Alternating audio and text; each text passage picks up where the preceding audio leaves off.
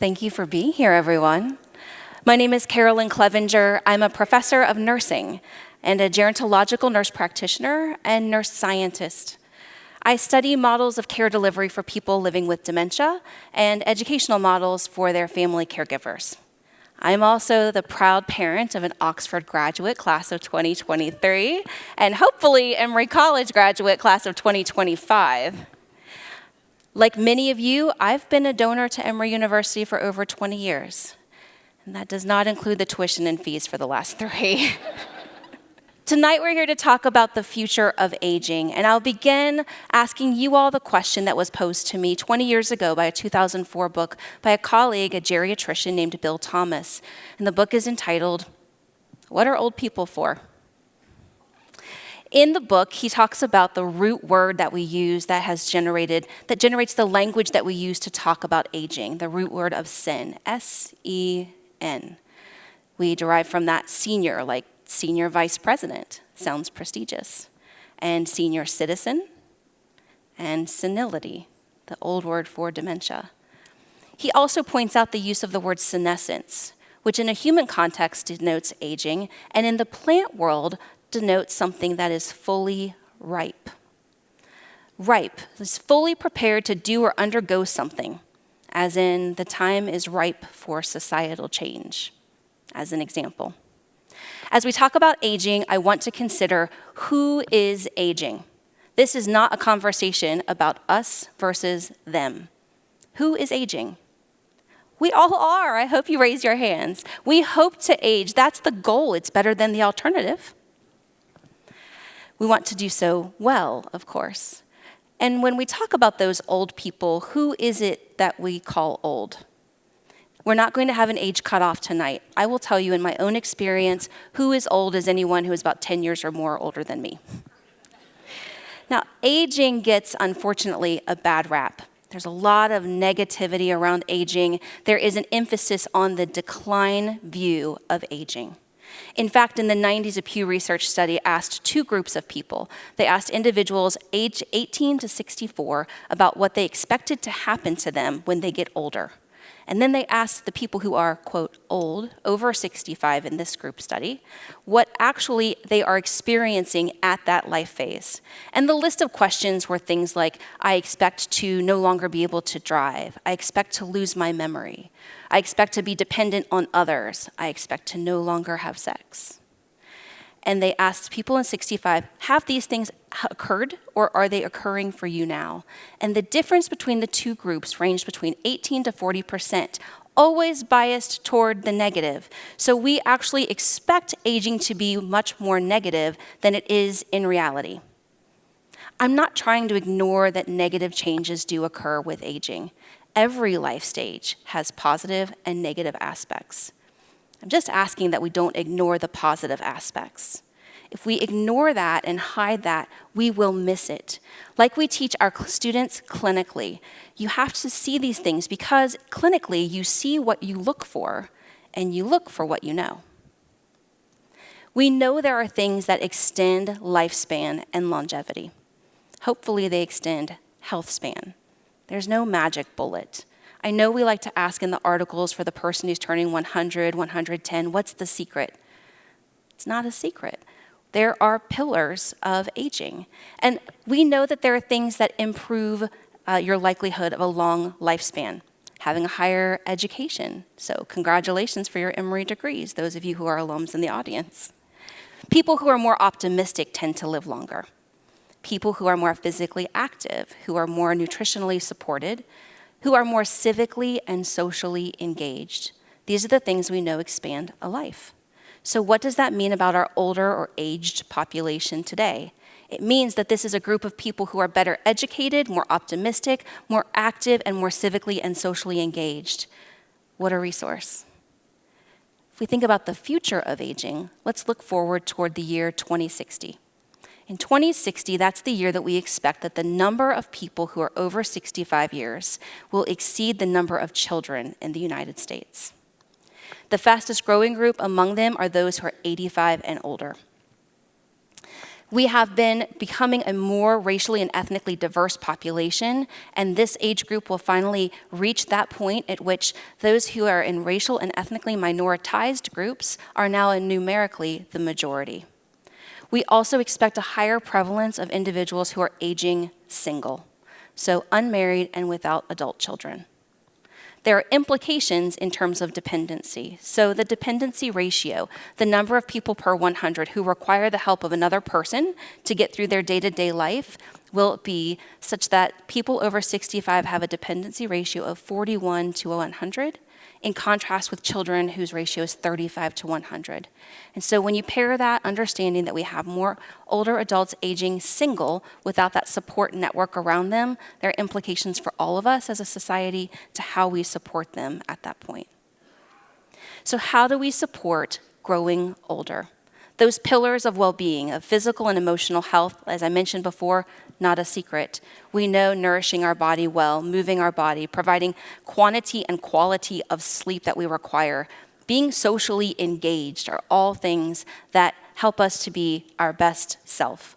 And all of that, of course, occurs within an environmental context, both the built and the human environment around us. In terms of healthcare, those are the pillars, and we've based those on multiple generations of population studies, because population studies are how we've conducted science and cohort studies. In my own clinical trials we're looking at groups of people. Moving forward, though, in our future of healthcare for aging, it really begins to incorporate more precise or precision medicine.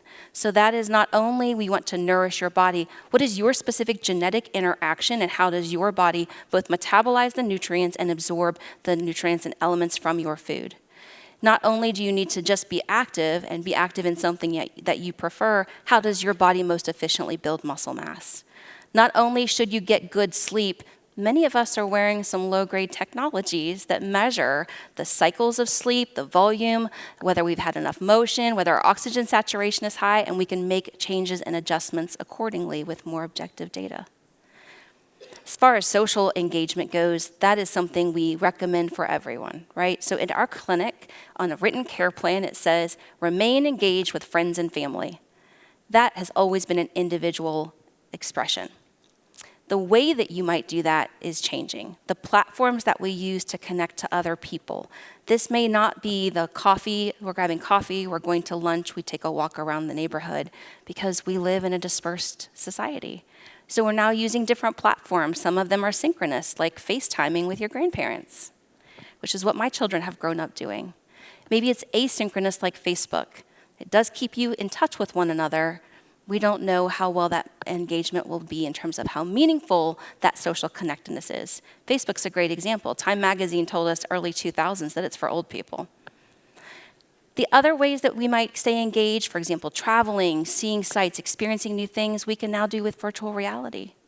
And it's possible that your day-to-day companion who nudges you along or who you have minor conversation or small talk with is generated through artificial intelligence. Now, how does this interaction between your genetic expression, the environmental, your social factors, the population approach, and precision medicine relate to my specific work in Alzheimer's disease? Dementia due to Alzheimer's disease is one of the most feared age-related conditions for us. First of all, it's important for you to understand that what we know about Alzheimer's disease has really changed even in the last 10 years. What we used to consider an observation of a cluster of symptoms, memory loss, changes in abstract judgment, reasoning, is really also more of a biological condition. Specifically, the initial accumulation of a protein called beta amyloid, which builds in the brain and we believe kicks off a cascade of events, ultimately resulting in the loss of enough brain cells that we begin to see symptoms.